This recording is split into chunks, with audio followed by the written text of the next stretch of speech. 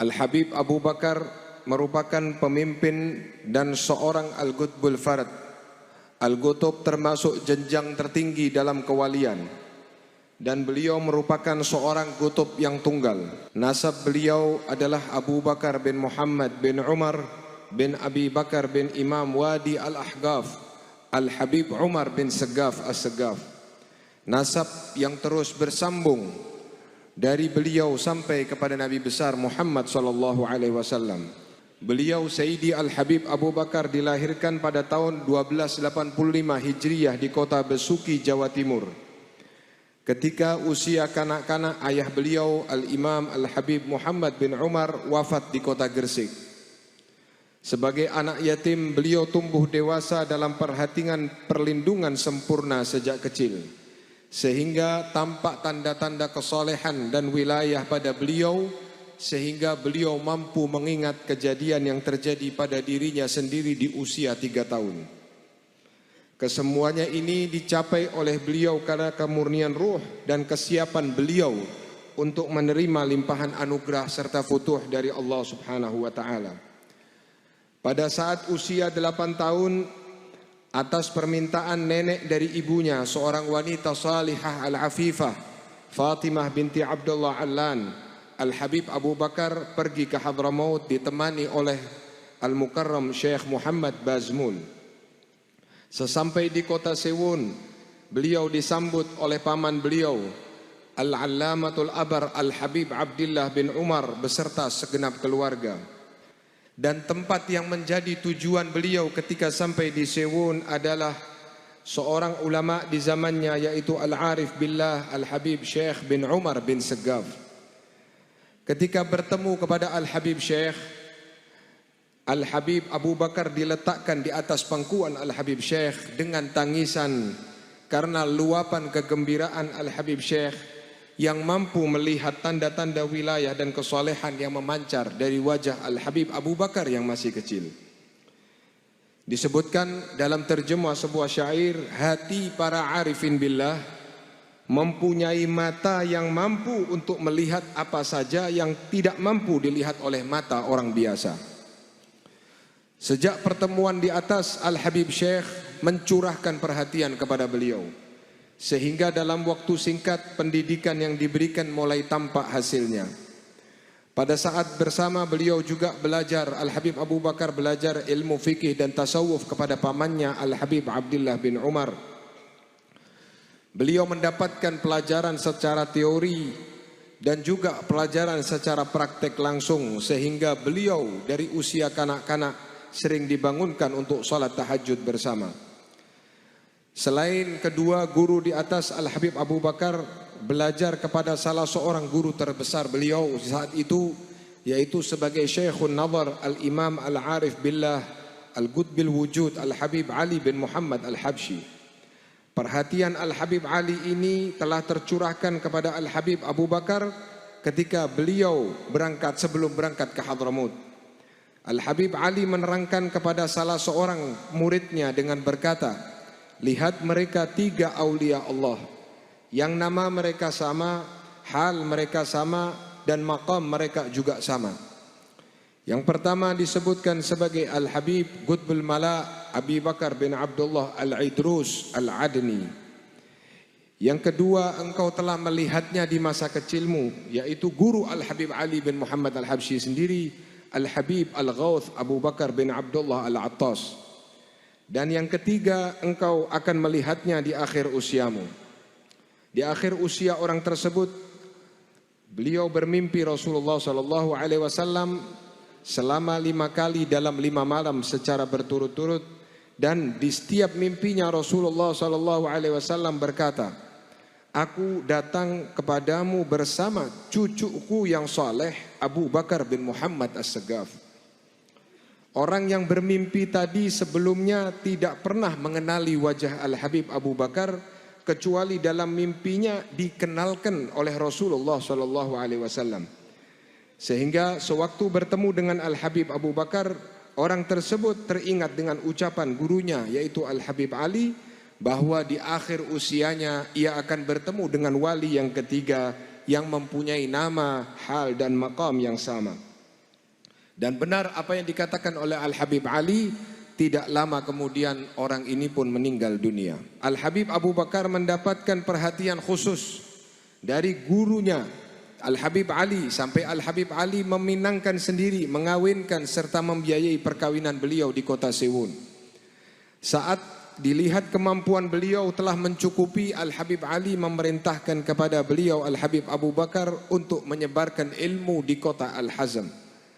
Selain kepada Al-Habib Ali, sebagai Syekhut Tarbiyah beliau adalah Al-Habib Al-Allamatul Abar Abdullah bin Umar As-Segaf. Dalam bersuluk, Al-Habib Abu Bakar belajar kepada Al-Imam Al-Qutbul Makin Al-Habib Muhammad bin Idrus Al-Habshi. Dan sebagai Syekhul Fatah beliau, yaitu Al-Wali Al-Mukashif Al-Habib Abdul Qadir bin Ahmad bin Qutban. Dan Al-Habib Abdul Qadir ini yang sering memberi kabar gembira kepada Al-Habib Abu Bakar, engkau adalah pewaris hal datukmu Al-Habib Umar bin Segaf. Banyak guru-guru Al-Habib Abu Bakar yang beliau mengambil ijazah dan ilbas. Di antaranya kepada Al-Habib Muhammad bin Ali As-Segaf, Al-Habib Ahmad bin Hasan Al-Attas, Al-Habib Idrus bin Umar Al-Habshi, Al-Habib Abdurrahman Al-Mashhur, Al-Habib Syekh bin Idrus Al-Idrus, dan lain sebagainya. Pada tahun 1302 dalam usia 17 tahun, Al-Habib Abu Bakar kembali ke Indonesia bersama Al-Habib Alwi bin Segaf As-Segaf dan tinggal di kota Besuki.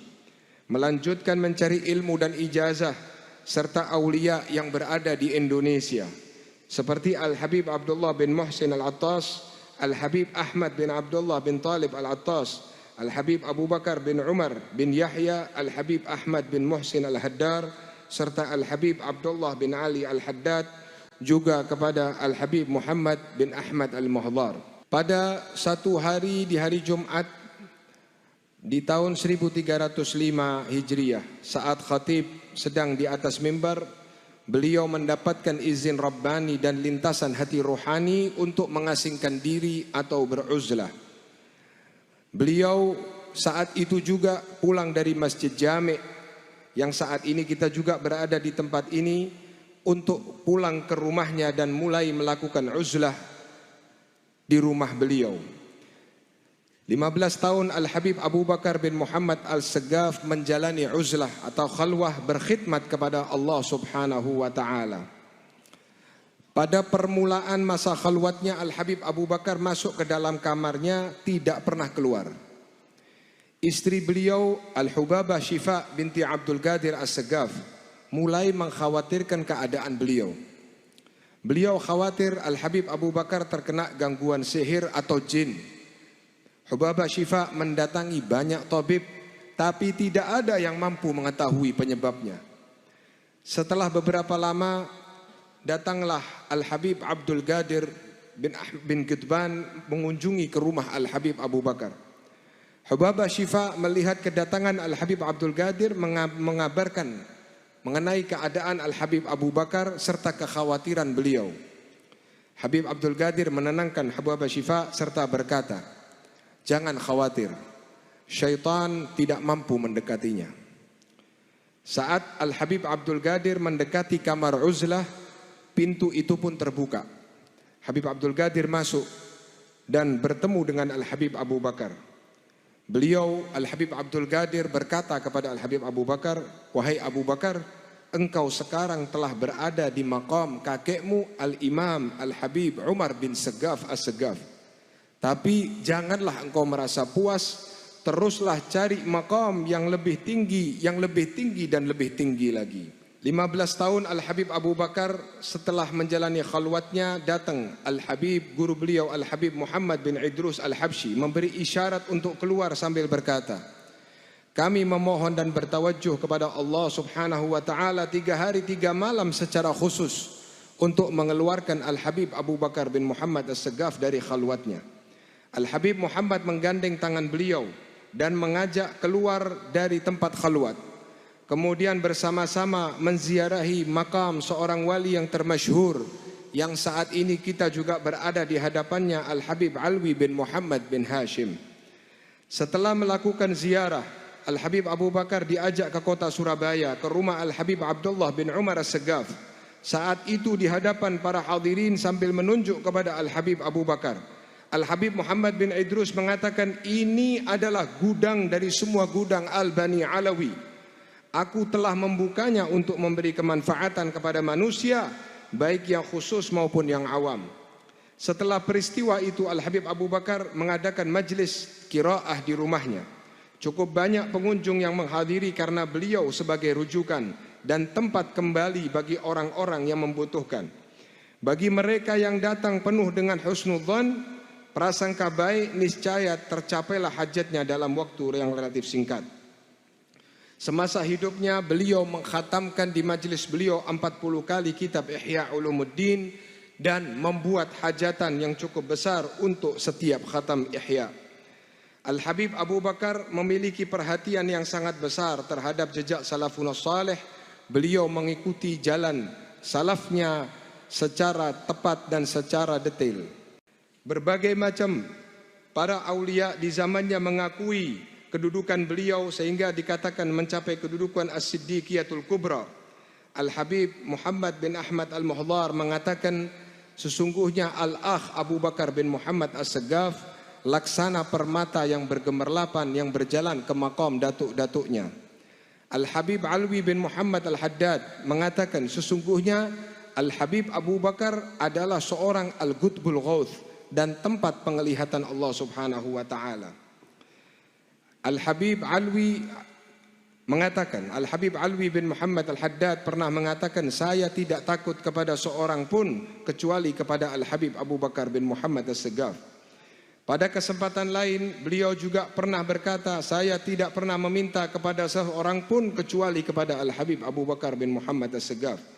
Saudara beliau Al-Habib Hussein ketika sering menulis surat kepada Al-Habib Muhammad, Al-Habib Alwi, dengan mengatakan, sampaikan salamku kepada seorang yang jiwaku berada di tangannya, yaitu Al-Habib Abu Bakar bin Muhammad As-Segaf.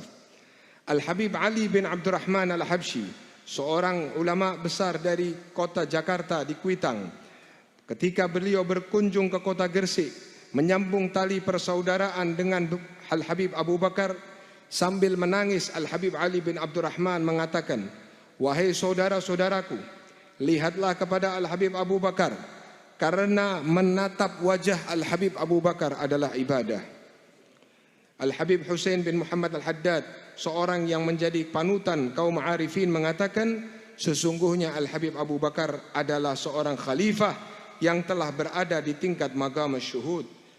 Dan ini semua membuktikan keluhuran maqam seorang manusia yang pernah bertemu dengan Rasulullah SAW dalam keadaan tidak tidur. Beliau Al-Habib Abu Bakar pernah berkata, telah datang dan masuk kepadaku Rasulullah Al-Mustafa SAW, sedangkan aku tidak dalam keadaan tidur. Aku mencium Rasulullah dan Rasulullah memelukku. Para arifin berkata, maqam yang dapat bertemu dengan Rasulullah dalam keadaan terjaga merupakan maqam yang mengungguli maqam-maqam yang lain. Kesemuanya ini merupakan puncak peneladanan dan puncak karamah. Dan di akhir usia beliau sering mengatakan bahwasanya beliau senang untuk berjumpa dengan Allah Subhanahu wa taala. Dan di akhir usianya beliau Al-Habib Abu Bakar menahan diri dari makan dan minum selama 15 hari. Dan akhirnya beliau kembali ke hadrat Allah Subhanahu wa taala dan menyerahkan ruhnya yang suci pada tanggal 17 Dzulhijjah seperti di hari ini di tahun 1957 Masehi. Semoga barakah Al-Habib Abu Bakar kembali kepada kita semua yang hadir di tempat ini, dan semoga semuanya mendapatkan keberkahan.